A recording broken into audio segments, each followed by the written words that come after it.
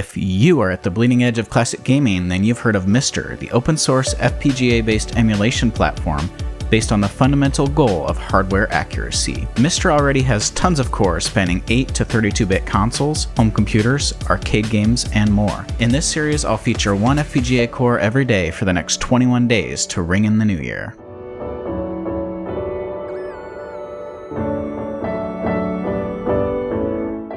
Bringing a golden age arcade into your home, this is MiSTer's Ms. Pac-Man FPGA core. Originally coded by Mike J. in February of 2002, with David Wallner's Z80 CPU soft core and Darren P's ZX81 CPU. It was ported to MiSTer by Sorge in November of 2017. Mike J. coded lots of classic arcade FPGA cores and chips, and his work on Ms. Pac-Man predates MiSTer by a decade and a half.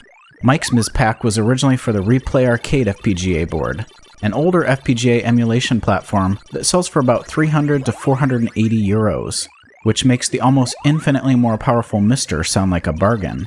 And that's just how FPGA emulation was before MiSTer came onto the scene. There were lots of expensive platforms with little handfuls of great cores, and some are still even being sold. Diehards continue to hang on to their old platforms too, like Papilio, Replay, and Myst. But new users should jump straight to MiSTer and get everything in one place, with cores that have continued to receive updates, fixes, and enhancements, like Ms. Pac-Man. Our Ms. Pac is running on the latest and greatest MiSTer framework, which includes our excellent scaler for scaled video output and controller support for pretty much anything under the sun, be it a classic homemade 4-way leaf spring joystick or a new wireless controller. It looks beautiful on a CRT, which is my preferred way to play arcade games, and the analog RGB video output is direct from the FPGA with no scaler in the mix, which means it's zero lag, but it's also not rotated, which means that most people are going to use this one with the scaler so that they can rotate it via HDMI. The rotated aspect ratio in my capture is a touch off, but I didn't want to stretch it out or anything, so I'm just leaving it the way it is. And just like an original arcade PCB, we have access to the soft dips to change things like the number of lives, the bonus levels, and you can switch between upright or cocktail mode for the cabinet.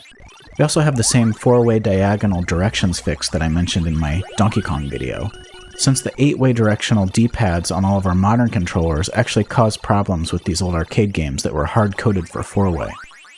And you can apply any one of the amazing filters by Sultan G42, including dozens of options for scan lines, both vertical and horizontal.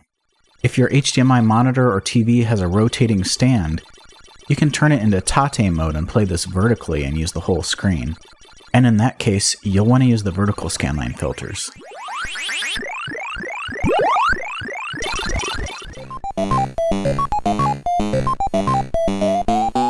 Ms. Pac-Man was released in 1982 as the sequel to Pac-Man, which we also have in arcade perfect form on MiSTer, along with cores for both of the unlicensed Pac-Man Plus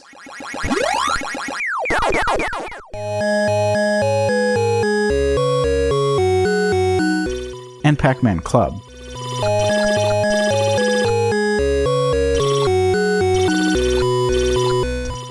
Ms. Pac, we're told, was developed by Namco. Well, that's the popular story at least. The truth is that it originated in an unlicensed ROM hack Pac-Man called Crazy Otto, made by a group of MIT students who specialized in building custom arcade hardware enhancement kits that closed loopholes in games and made them more difficult. Since players were figuring out how to make their quarters last longer, or even all day in flawed titles like Pac-Man, which was bad for arcade operators who needed quarters to keep flowing 24/7. After Crazy Otto was presented to Namco, who had nothing in the pipeline to follow up Pac-Man, they bought the rights immediately and had the MIT team rebuild it as a popular licensed Pac-Man game. Enter Ms. Pac. They had perfected the Pac-Man recipe after all, adding more playing fields, moving fruits, eliminating blind spots on the board, and significantly upping the difficulty in order to limit gameplay times to the 3-minute per quarter standard. Other than that though, it really is just a ROM hack of Pac-Man. So much so that no Ms. Pac dedicated PCB was even made. It was simply a daughter board that plugged into a Pac-Man PCB as an enhancement kit, which gave operators an easy way to upgrade their current cabs to the new game. My original plan for this video was to compile a montage of every port of MISPAC that we have on MiSTer, but it eventually dawned on me that that would be a week-long project and probably last 20 minutes, because MISPAC seems to be on pretty much every core in some form or another. Instead, I'll show a few of the interesting home ports through the years. We can go way back to the Atari 2600 version, which may seem unimpressive now, but just go play Pac-Man on the 2600 and then let's talk. This is fine, and in the age of the Atari 2600, you probably wouldn't have complained about it.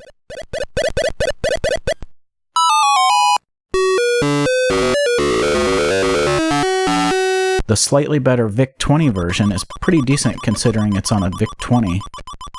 That audio, though, gets really grating.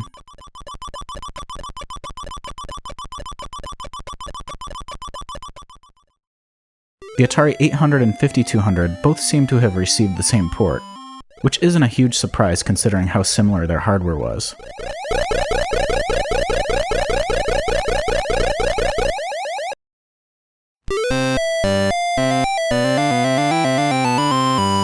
The Commodore 64 got it, of course, and it looks adorable.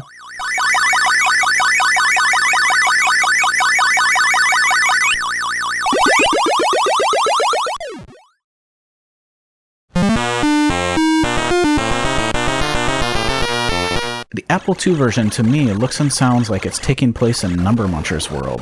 And actually, if it was called MISPAC Munchers, it would be a lot better, honestly.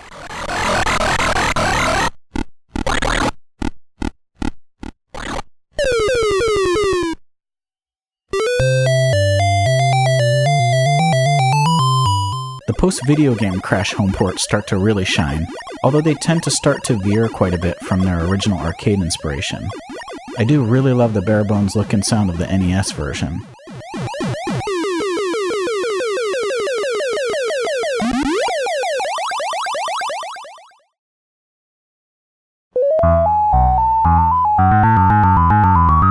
MISPAC on the Genesis was one of the first carts I bought for the system.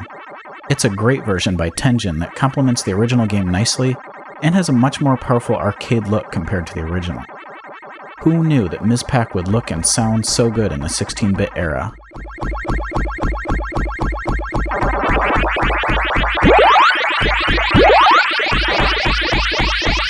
Lucky for us, this is an extremely common and cheap game for the Genesis, and should be one of the first that you track down to start your collection.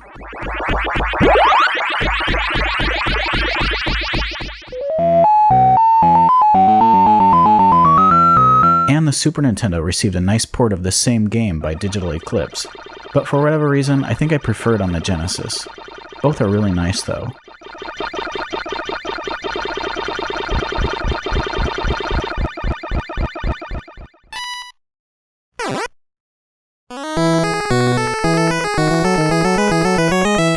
MISPAC came to handhelds too. It had a nice release on the Game Boy, which was eventually updated to the Game Boy Color in Ms. Pac-Man Special Color Edition, which is definitely the one to play in my opinion.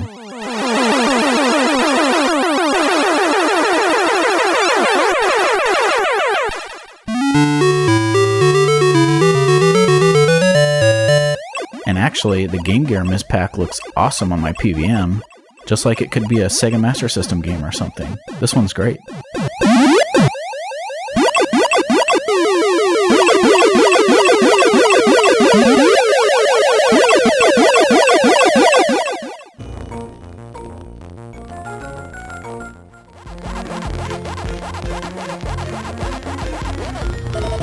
And we even have a 32-bit MISPAC on MiSTer in the Game Boy Advance's Ms. Pac-Man Maze Madness, which is an isometric view spiritual successor to the original.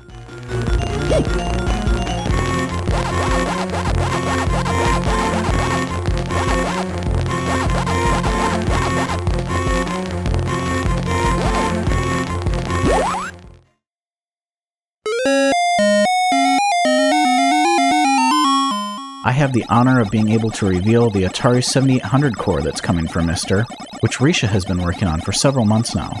This core is based on her complete rebuild of the Atari 2600 core, so we're going to get a double bonus when it's finally released. Because of its fantastic home ports of arcade games, the Atari 7800 has always been one of my favorites, although I never had one back when it was new. which probably would have been disappointing considering it came out at the same time as the NES. But these days, the 7800 is home to some awesome classic arcade ports, and its MISPAC is excellent. And one of the big bonuses of the 7800 core, for me at least, is going to be checking out some of the cool homebrew and hacks that have come through the years, since I've never owned a 7800 flash cart. And with a real 7800, the best you can get right now is S-Video, which looks fine, but MiSTer's pure RGB output looks incredible. It's probably the crispiest and most perfect you're going to get.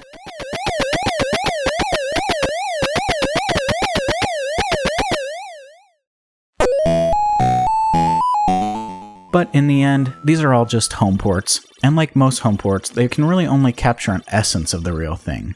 The original MISPAC is the real thing, and nothing can come close to capturing its exact sound or feel. The MiSTer port is the next best thing to owning the real arcade game, and it plays exactly the same as the original. Unlike the real arcade game though, with MiSTer we can load alternative ROMs effortlessly, where on real hardware you'd have to physically replace EEPROMs. So you can play any number of excellent real arcade hacks, and most arcade players nowadays prefer the speed hack version of MISPAC, which is what I have on my real MISPAC arcade PCB. The Speed Up hack was originally sold as an aftermarket add-on in the 80s, but it has been adopted officially with time. It can be enabled as turbo mode in both Pac-Man and Ms. Pac-Man in the Namco 20th and 25th anniversary collections, as well as in the 30th anniversary Pac-Man Arcade Party, and there are even official Twin Galaxies categories for it.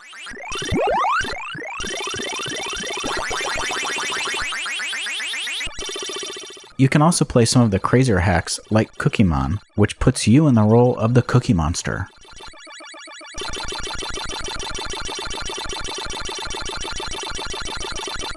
Or Berserk, featuring Berserk characters.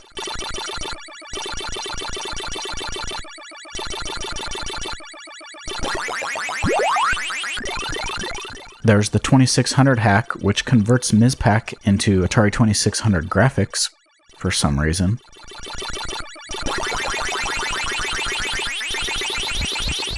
There's MISPAC Gentleman, where everyone has a mustache, and MISPAC brought a hat to the party.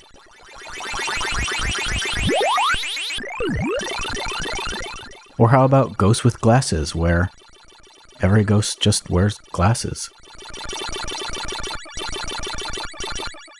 For all you pre-meds, there's MISPAC Heartburn,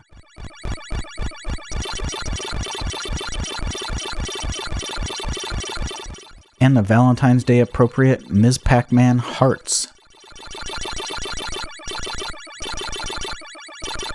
How about Pac-Droid Plus?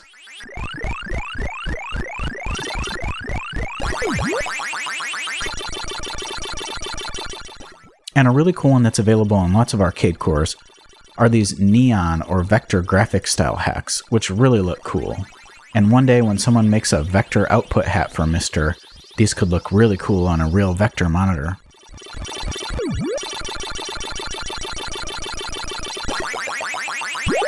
There's MISPAC Attack,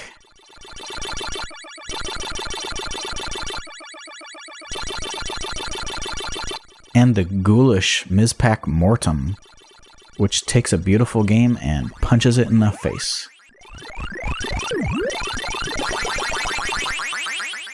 Everyone's little in Ms. Pac-Man Mini.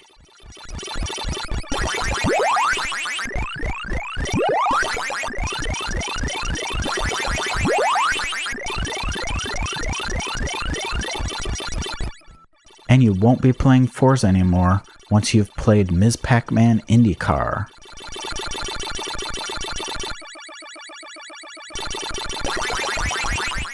And that wraps up my look at the incredible Ms. Pac-Man core from MiSTer. What core will be next in my series? Find out tomorrow in my next video.